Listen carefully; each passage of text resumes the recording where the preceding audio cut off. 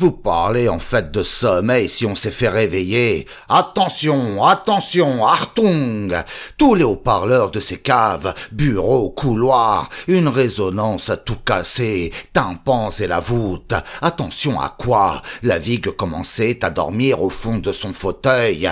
Elle avait pas fait long feu notre sécurité, leur confort. Ferdinand, ça va mal. De là-haut de la surface, il nous venait des hulus, des échos de sirènes.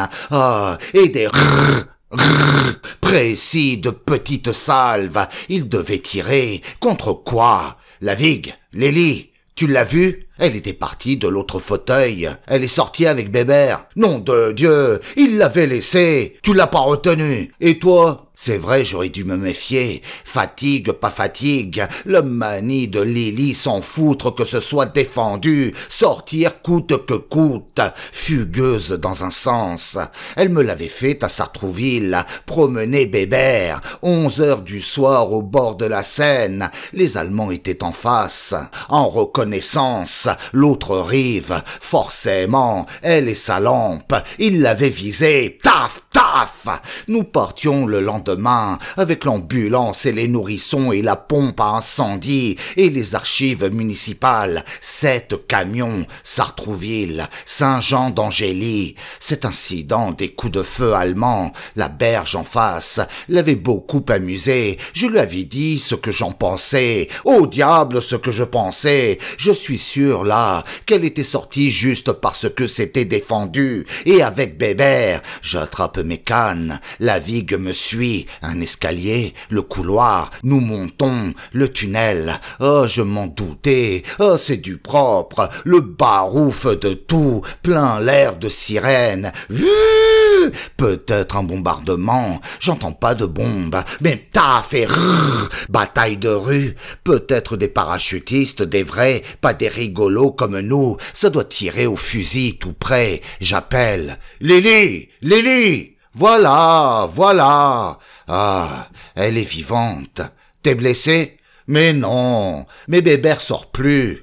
Je hurle, sors plus d'où? Là, du trou, là. Je branquille vers l'endroit. Oh, mais Lily a sa torche, grand allumé, presque un projecteur. Elle illuminait tout le sous-bois. Elle a attiré du monde. Ils sont au moins 10 autour, qui regardent aussi le trou, entre les briques, sous les ronces, des landstorms barbus. Lily s'occupe pas. Elle appelle Bébert. Il doit être dans le creux, sous les ronces. Arras, le voici, heureusement, et de très bonne humeur, et avec un autre peignoir orange et violet, il les collectionne. Qu'est-ce qu'il s'est rapporté de Lisbonne? Il peut se monter un magasin. En tout cas, nous le faisons bien rire. Il me montre au nuage les badigeons, comme tout ça s'agite, biffe le ciel, la grande alerte, et que c'est Lily, la Volkssturm, qu'ont tout déclenché. Oh, comme c'est drôle, et bien français. Ah, chère madame, ah, chère Céline, madame a donné l'alerte à toute la flaque de Berlin, avec sa petite lampe. Oh, ils vont tirer du canon, vous allez voir. Oh, j'ai plus qu'à rire avec lui. Les Volkssturm du parc ont cru aussi que madame était parachutiste. Vous les avez entendus. Ils ont tiré dans les fourrés. 2 se sont blessés. Oh, tout à fait idiot nos milices. S'ils ont eu peur de madame et du chat, eux qui ont alerté la flaque. En fait, au nuage, au moins 100 pinceaux, à présent, nord, sud, est, chercher l'escadrille. Tout idiote aussi notre flaque, confrère, aussi stupide que les Volkssturm. Il devrait illuminer les trous, par ici, par ici. Il n'est pas au ciel, Bébert, n'est-ce pas? Il est sous les briques. Je vais leur téléphoner, la flaque. Ils ne sont pas loin. Potsdam, ils peuvent. Eux ont une tour et un phare pour les patrouilles. Vous connaissez? Sans souci. Téléphone, Otto, téléphone. L'officier de tout à l'heure, Otto, je vois qu'il porte sur son épaule une très grosse bobine. Il vient, il déroule. Arras prend le cornet. Here, Arras. Arras parle, ça doit être cocasse.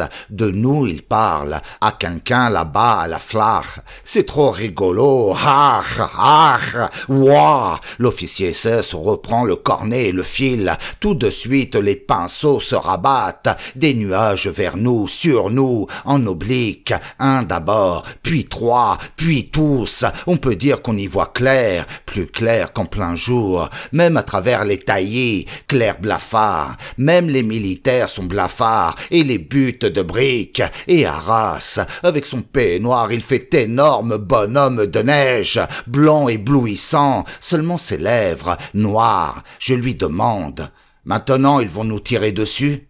Pas encore, confrère, pas encore. Nous sommes en pleine plaisanterie.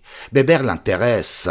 Où peut-il être? Donne et greffe. Mais là tout de suite, derrière un arbre, il s'en faisait pas. Lily le tenait à la laisse. Un bond, il était parti. Un autre bond à travers les ronces. Il nous regarde. Il avait quelque chose, un rat. Le rat était encore chaud. Il l'avait eu à la nuque. Arras se regarde, retourne le rat. Celui-là est pas mort de la peste. Il propose. On décore Bébert? Bébert, toilette avant tout. Il nous laisse le rat. Il commence par le bout de sa queue. Lèche, lèche. Et puis une patte. Et puis l'autre. Abrutis Volkssturm, qui ont alerté toute la flare. Je veux. Lily est aussi bien responsable avec sa torche grand allumée. Bébert maintenant qui les bluffe avec sa toilette si soigneuse. Sur le nez, sur l'oreille, sous les badigeons du ciel, phare et flare, rabaissé sur lui, sur son rat. Il va la passer sur l'oreille. Un qui annonce « S'il se la passe, il va pleuvoir ». Voilà la question. Ce qui est important, tous les Volkssturm sont d'avis. En fait, il se la passe et la repasse. Et même il se la retourne une fois, deux fois. Plus de doute, ça y est. Lieutenant Otto, téléphone. Otto revient avec la bobine. Arras est en pleine plaisanterie. Il leur annonce là-bas au phare qu'il va pleuvoir, que Bébert a retourné son oreille, que c'est assez de leurs projecteurs, qu'ils éteignent tout, et ils exécutent. Plus que la petite torche.